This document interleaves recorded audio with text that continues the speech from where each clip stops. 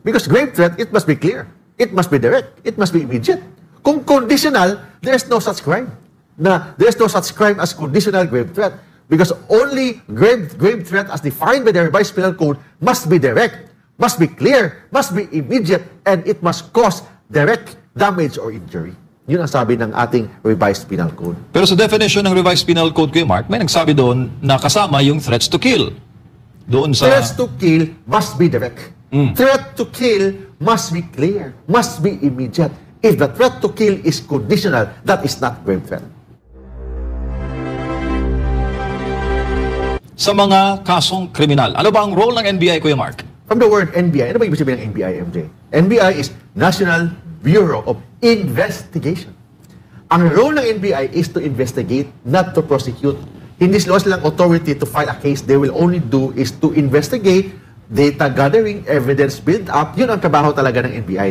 Kuha ng mga ebidensya, i-build ng ebidensya. Pag may ebidensya na, enough na ang ebidensya, ipasa nila yan sa Office of the Prosecutor. Yun ang normal. Then yung NBI is normally yung mga hinawakan nilang kaso, yung mga national issues ng mga kaso about fugitives from other countries, mga ganun, mga matataas na mga kaso, mga concerning national concern na mga kaso. But ang trabaho talaga ng NBI as a general rule is investigation. So investigation to investigate, gather evidence build up, tapos kung may possible na may probable cause, then they will endorse that to the prosecutor for possible filing of the case. Lalo pat may mga reply din si VP Sara na yung patawag ng NBI ay predetermined na raw. Parang meron ng pasya, kailangan na lang niyang formal na magpunta doon through subpoena. Oo, yun ang tinatawag na opinion yan. So I cannot talk in her behalf. Pero ganito na lang Kuya Mark, ano ba ang authority ng NBI in furnishing subpoena orders? Ang sabi ng NBI law, the NBI has the authority to issue subpoena. But anong pagkakaiba ng subpoena na inisyu ng NBI sa subpoena na inisyu ng mga congressman? Di ba? Ang congressman, they have the authority to issue subpoena. Ang NBI also has the authority to issue subpoena. But anong pagkakaiba? Ang NBI, yes, they have the authority to issue subpoena, but they have no contempt power. Yun ang pagkakaiba. Ang Congress may contempt power. Ang ibig sabihin doon, kung hindi ka sisipot sa NBI, ang NBI walang authority na i-arestuhin ka.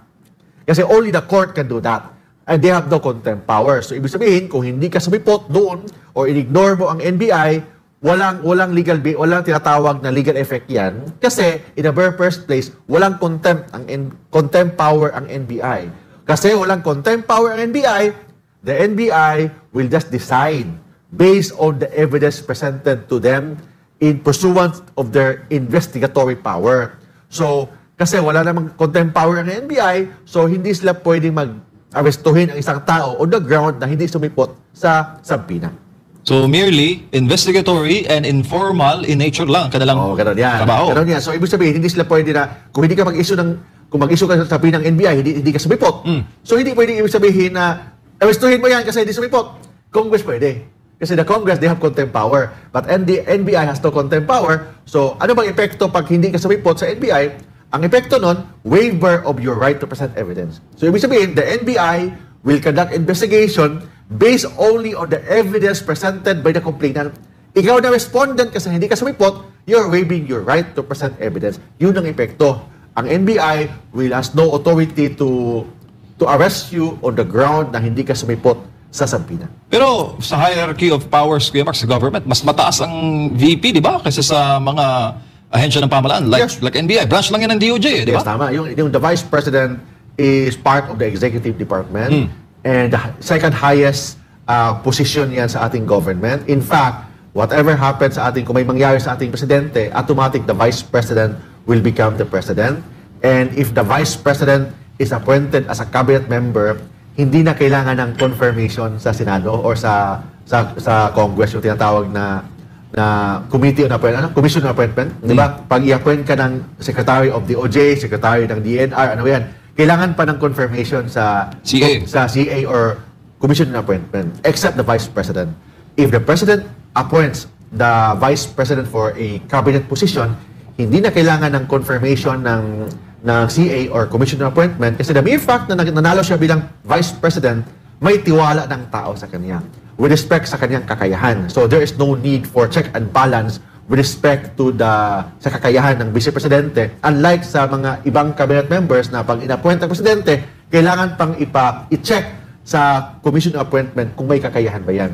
Pag Vice President, there's no need for that. Kasi sabi ko nga, the Vice President is the second highest and position sa ating government, and the mere fact that he was elected or she was elected as Vice President, may tiwala ang taong bayan sa kanyang kakayahan.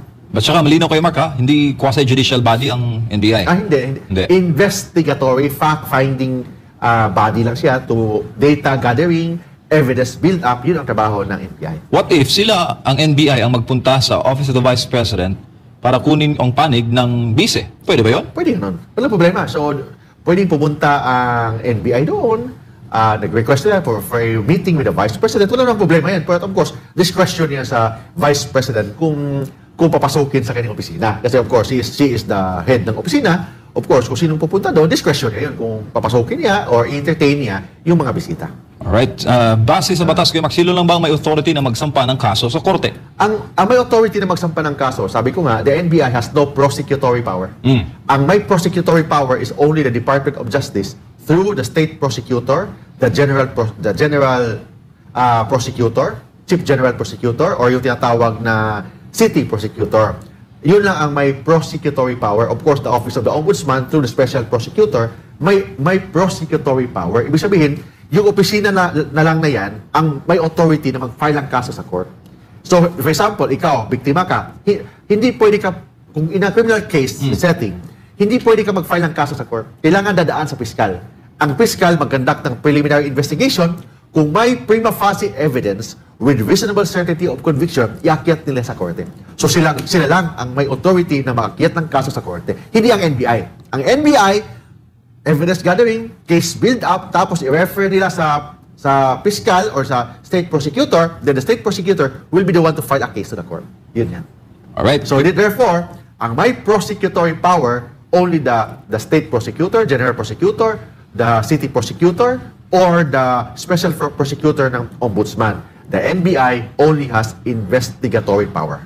Kuya Mark, ito, medyo hihingin ko yung personal opinion as an experienced lawyer, lalo na sa pagharap sa mga kaso sa korte. Yung bang rhetorical or conditional statements na may sa dulo may conditional nga na pag may nangyari sa akin, ito yung gagawin mo. Yes. Katulad ng binitawan ni VP Sara Duterte. So i-define natin, MJ, yung grave threat. Kasi yun ang issue eh. Was there grave threat? Ano bang ibig sabihin ng grave threat? Batay sa Revised Penal Code. Batay sa Revised Penal Code. Kasi this is not my opinion ha. Baka sabihin lang, opinion ko ito. Hindi ko opinion to. Sige. Ano na nakalagay sa ating Revised Penal Code? I-explain ko lang sa inyo. Ano ba nakalagay sa Revised Penal Code? Grave threat must be clear, must be direct, must be immediate. There is no such thing as conditional grave threat. Ang grave threat, kailangan it must cause injury or damage to a person. It must be clear, it must be direct, it must be immediate. Ibig sabihin, kung may mangyari sa akin, may inutusan ako, conditional. Is there grave threat? No. Because grave threat, it must be clear. It must be direct. It must be immediate. Kung conditional, there is no such crime. There is no such crime as conditional grave threat. Because only grave threat as defined by the Revised Penal Code must be direct, must be clear, must be immediate, and it must cause direct damage or injury. Yun ang sabi ng ating Revised Penal Code. Pero sa definition ng Revised Penal Code, Kuya Mark, may nagsabi doon na kasama yung threats to kill. Doon sa... Threats to kill must be direct. Threat to kill must be clear, must be immediate. If the threat to kill is conditional, that is not grave threat. Yun ang sabi ng ating Revised Penal Code. Ano naman po ang mga kaparusahan kapag ikaw ay nakitaan na talagang may ginawa kang grave threat laban sa kapwa mo? Okay. We need to define ano ba yung definition ng penalty ng grave threat in relation sa impeachment power. Kailangan natin i-explain yan, MJ. Ano bang definition, ano bang penalty ng grave threat, and ano ba yung tinatawag na impeachment proceeding? Kasi, under the Constitution, the impeachable officers can only be removed through impeachment. Di ba? Impeachable officers like President, Vice President, Chief Justice, Associate Justice sa Supreme Court, Chairman and Commissioners ng Constitutional Commissions, Ombudsman, they can only be removed through impeachment. So, let's go back to grave threat. Ano bang penalty ng grave threat? 6 years, 1 day to 12 years imprisonment. and temporary disqualification during the term of imprisonment, meaning suspension, and perpetual disqualification of the right to suffrage. Ano ba yung right to suffrage? Ibig sabihin, kung si VP Sara ma-convict ng grave threat, suspended siya for 6 years sa kanyang panunungkulan. So, technically, matanggal siya as Vice Presidente. Bawal siyang makaboto for life. So, therefore, pag bawal siya makaboto for life, perpetual disqualification to vote, ang qualification to be the Vice President, you must have the right to vote. You must be a registered voter. And that qualification is continuing. From the election day up to the end of her term, kailangan may right to vote siya. So therefore, kung makonvict siya for grave threat, technically, matanggal siya bilang isang Vice Presidente. And that is unconstitutional because, sabi ng batas, an impeachable officer can only be removed through impeachment. The Vice President is an impeachable officer. She can only be removed through impeachment. So therefore, she cannot be removed through a judicial decisions. Like for example, kung granting makonvict siya ng grave threat, ang kasama kasi sa penalty ng grave threat is temporary suspension ng 6 years to 12 years and perpetual disqualification of the right to suffrage. So technically, tanggal siya as Vice Presidente. And that is in violation ng ating saligang batas kasi the decision, the penalty, yung tinatawag, the impeachable officers can only be removed through impeachment. Malinaw yun, Kuya Mark, ha? So, tayo yan, MJ. Ibig sabihin, hindi ka pwede, si VP Sara, hindi pwede idemanda ng grave threat. Bakit? Kasi kung mademanda siya ng grave threat, mag-convict siya, tanggal siya as Vice President. Di ba? Matanggal siya. And sabi ng batas, ng ating saligang batas, impeachable officer can only be removed through impeachment. So therefore, unconstitutional yung mga criminal cases na pinafile, yung mga investigation ng NBI, yung mga filing doon sa fiscal kung may ipa-file man o sa DOJ may ipa-file man, that is unconstitutional. Why? Very clear batas. The impeachable officers can only be removed through impeachment. Yan. Kuya Mark, di ba sa pamahalaan at mga halal ng bayan, meron konseptong tinatawag na immunity from suit. Ano ba ang konsepto na yan, Kuya Mark? Yung immunity from suit, as a general rule, in tradition, MJ, yung immunity from suit, applicable sa Presidente as a general rule. And yung immunity from suit, wala naman yan sa ating saligang batas. Kung hindi, yung immunity from suit, nakalagay yan sa tradisyon, sa jurisprudence ng Pilipinas, and actually, yung jurisprudence ng Amerika na kinopya natin sa Pilipinas, yung immunity from suit. Anong konsepto ng immunity from suit? Yung presidente, hindi pwedeng i-demanda during his term para at least makafocus siya sa kanyang trabaho. Hindi siya mag-focus sa pagdepensa sa mga demanda laban sa kanya. Hindi siya makafocus doon kasi i-demanda siya ng grave threat, i-demanda siya ng libel, i-demanda siya ng murder, i-demanda siya ng mga kaso. So hindi na siya makafocus sa trabaho niya. Kung hindi, mag-focus na lang siya sa pagdepensa sa kanyang sarili. And that is, maka-epekto yan in public service at maka-epekto yan sa governance. That's why sabi ng batas, may immunity from suit. Ang tanong, is the Vice President immune from suit? Kasi walang nakalagay yan sa ating jurisprudence.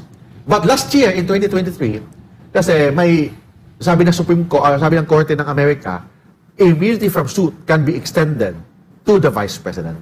So, yung Amerika yon. But iba naman ang culture or political culture ng Amerika kasi the Vice President is also the Senate President or the presiding officer of the Senate.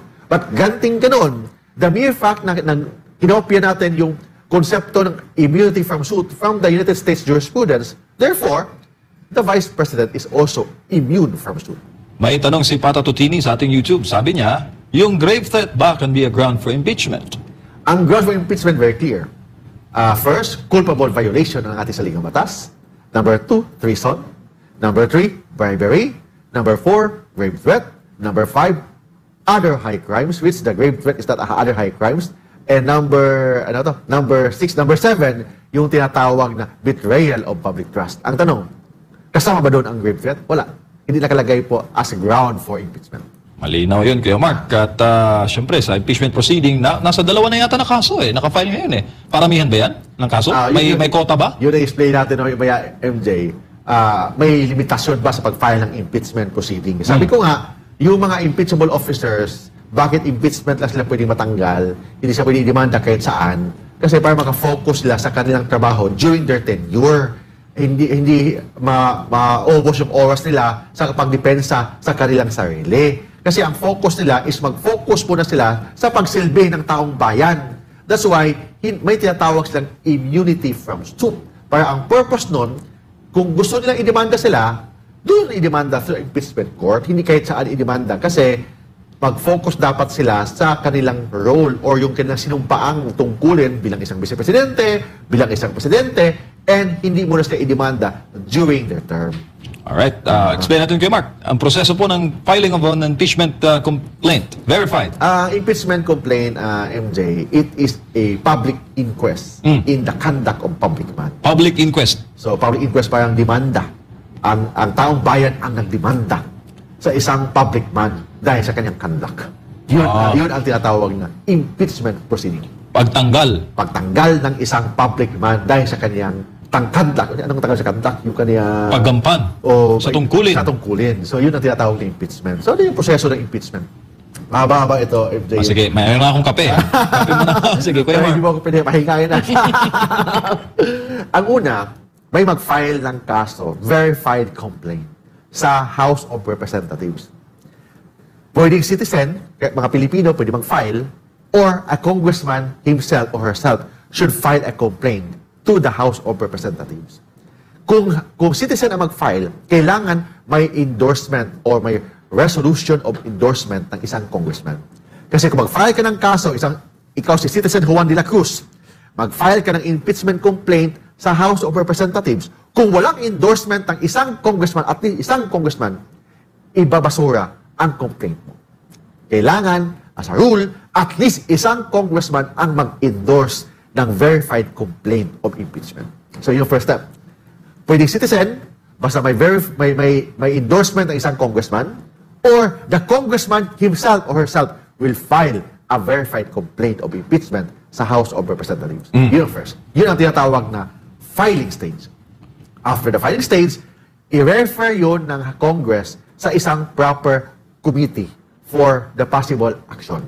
Normally, ang proper committee for the impeachment is the Committee on Justice.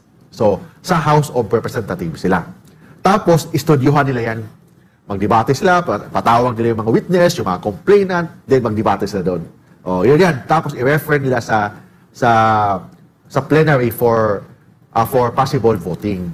Pwede rin na hindi na iakyat sa committee kasi magtagal yan. Pwede shortcut.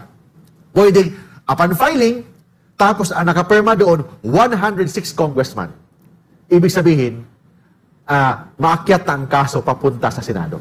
Kung makuha nila ang 106 signatures. So kahit na hindi ma-refer sa proper committee, basta nakapirma ang 106 congressmen, pwede na iakyat ang kaso papunta sa korte. Korte meaning sa Senado. So yun yan. So, ang kailangan na sa Congress is 1/3 ng boto para maakyat ang kaso from lower house papunta sa korte. Sa korte meaning the Senate.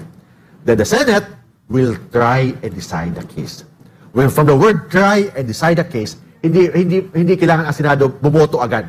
Kailangan muna ng due process, pasagutin, may tinatawag na trial bago ang desisyon. Hindi pwede na bumoto sila agad na 2/3, okay, tanggal ng isang impeachable officers. Kailangan muna ng trial. After trial, they will decide based on evidence, based on law, but of course, still based on numbers pa rin.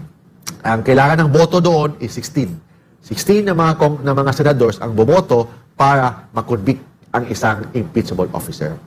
Ang limitation ng conviction niya is only removal from office or disqualification to hold any other government positions. After the conviction, doon pa lang pwede siyang idemanda ng regular courts for the filing of the regular courts for the proper investigation and proper prosecution sa regular courts.